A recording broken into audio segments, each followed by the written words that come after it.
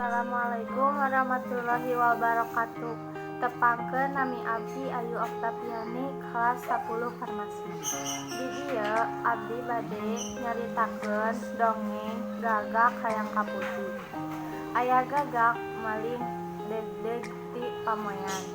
Gegeleberan hiber bari ngaheum-heum degdeg. Teakanna tangkal dadap si lembut. Kabeneran harita katanggeuna ku anjing nu katida kabitaeuna da puguh kabeukina. Kusabab kitu ku anjing disampeurkeun, tapi sagaus anjing aya di handapeun boro-boro ditanya teu direret-reret acan. Anjing mikir piakaleun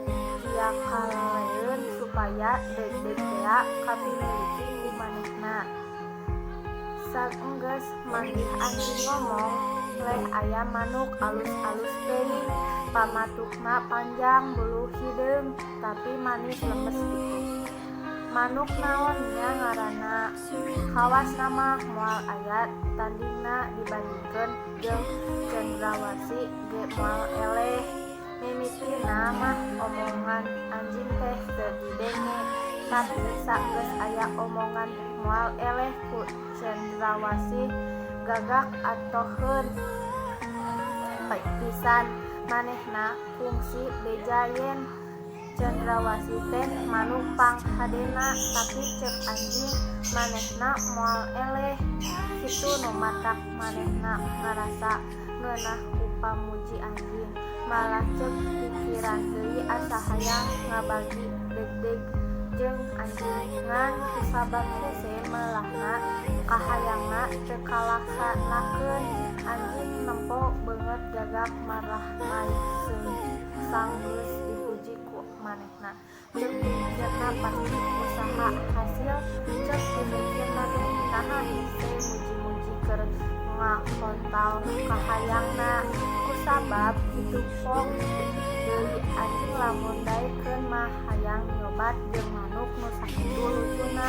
Ngan rumasa sorangan mah sontah sato hina. Saumur-umur kudu ngadungan sare digolodog. Rajeun manggih hahaneun oge paseasaan, tapi najan teu bisa nyoban oge jeung manuk itu. Atuh ngadenge sorana meureun moal panasaran teuing barang ngadenge pamuji anjing anu sakitu ngeunahna. Gagak poho keur ngaheum-heum degdeg ngan ngomong we disada, "Gagak gagak," cenah. Atuh barang eungap pamatukna barang peluk we degdeg teh murag. Anjing gancang nyatok degdeg nu murag teh tuluy di hakanan nu bala. Gagak nu dihanyakeun mah teu ditoli sababaraha jongjonan. Gagak teh kideluk we dina dahan bari ngarasakeun teu ngeunahna ku kalakuan anjing.